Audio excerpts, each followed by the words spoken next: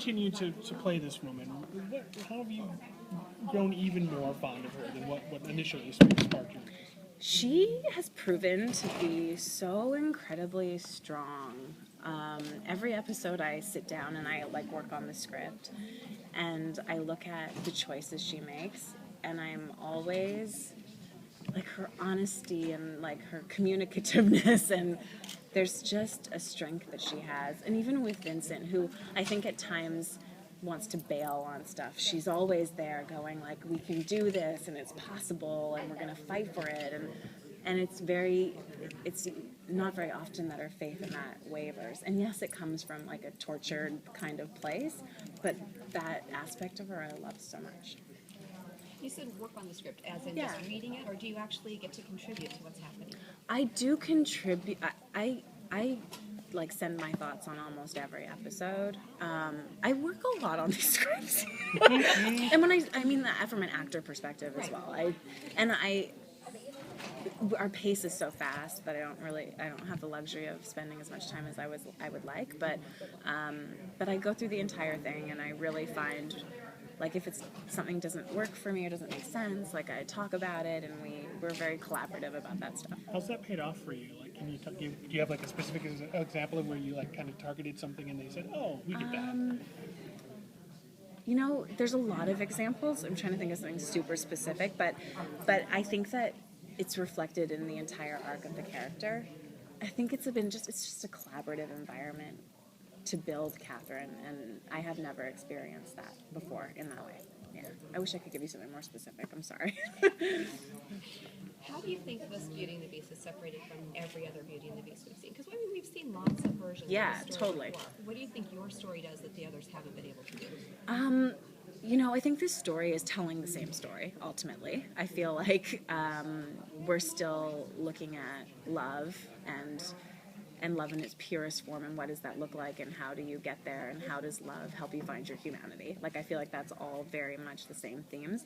I feel like we're looking at it in a much more, the mythology is much more dense, I think, in our version. Because if you look at other Beauty and the Beast, it's normally a tale that, except for the series, the 80s series, it's a tale that kind of has a beginning, middle, and end, and it's kind of it's a morality story in a way, but ours has a lot more layers and roots, I think, that hasn't been done before. It's a little darker too, I think.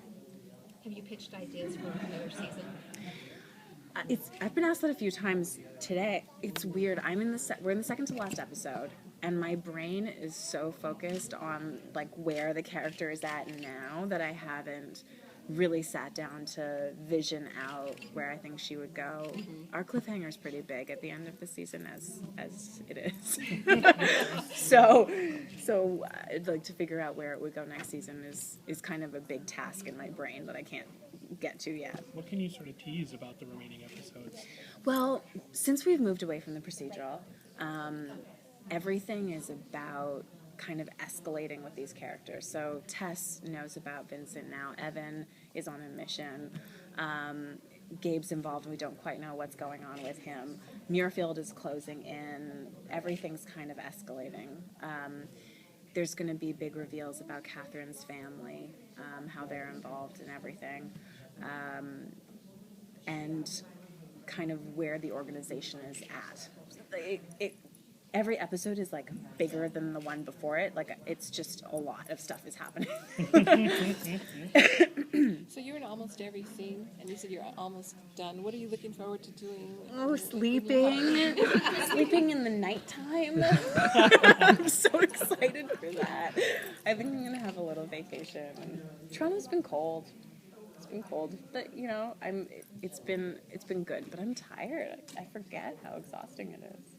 Do I remember from TCAs where you were saying this was really your first sort of breakaway on your own, living situation where you were just free to do whatever you wanted? And yes, maybe I did say that. I mean, that's true. What's the time been like? Have you had been self-discovery time? No, it's been discover Catherine Chandler time. I might know her better than I know me at this point. But that's what it's been. I mean, like, if I'm just really honest, I went grocery shopping once this month. You know, like it's been busy. If Kat could go back and kind of maybe alter an event that's happened, what would she change? That's an interesting question. I think Catherine in her head would want to not have her mom die, but I don't think she realizes how much that event has made her into the force of nature that she is. I mean, in my head anyway. But I think she would never want, I mean, that's her entire drive, is to never have that happen to anybody else. And every person that she loves, she's trying to stop that from happening to. So if she could change that, I think she would. Is there a character maybe this season who she wished doesn't know about her and Vincent? Well, I think Catherine beats herself up because she feels like she should have told everybody, but she couldn't, and like it's a big struggle for her because she sees her responsibility and everything that happens to each of those characters. But I think that once we get back after this little hiatus, when you see what happens with Evan finding out, I think that's, I mean, him and the way that he takes all of the information, I think is the hardest for her. So does she feel more of a burden that Tess knows now, or is she It's relieved? a relief and it's a burden. But in some ways it's easier because if someone knows, you can actually protect them better because Yeah. you can be direct with them about, you can't go there because of this really horrible organization that like is going to destroy everything and everybody on the planet, you know? Whereas before it had to be all tentative. Yeah. But it's nice for her to have a friend. How tough of a choice was it for you to do another series? It was tough. And it really was, like I was saying, I guess last year. It really is about Sherry and Jennifer for me that I chose to do this show, and I've been really lucky with the cast and the environment. Jay is so good. He's so fun to work with. He's so talented, and Nina and I have become incredibly close friends, and I think that relationship kind of comes across on the screen because the way that Tess and Catherine are kind of the way that me and Nina are. So that's been really rewarding for me. When it comes to the action element, Yeah. is there something that you, Kristin, have taken from having that physical discipline, and maybe do you feel more confident that you can do stuff, or do you feel like I'm still just an actor and this is all? I could never really. I was actually just joking last night. We were shooting a fight scene, and Kim, who's been my double since Smallville, we've been working. She's been my fight double forever, and she kind of does it anyway. We were joking, and I was like, I feel like one day I'll just go in the street, and I'll be like, if I go like that to you, and you don't go, oh, I'll be so confused. Really, like, what are you doing? Like, why are you touching me there? It's really not scary at all. Well,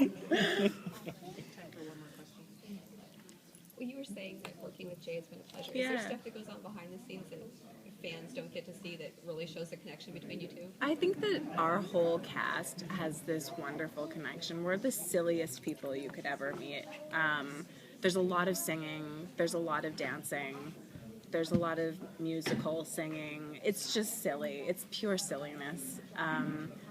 And I think that there's a deep trust. And I don't know how we got it, and I don't know how we built it, but I feel so lucky that it's there. It's really great. When do we get a musical episode? God, guys, never. I can't sing. Everyone else on the cast is a decent singer, not me. Bad. All right. I think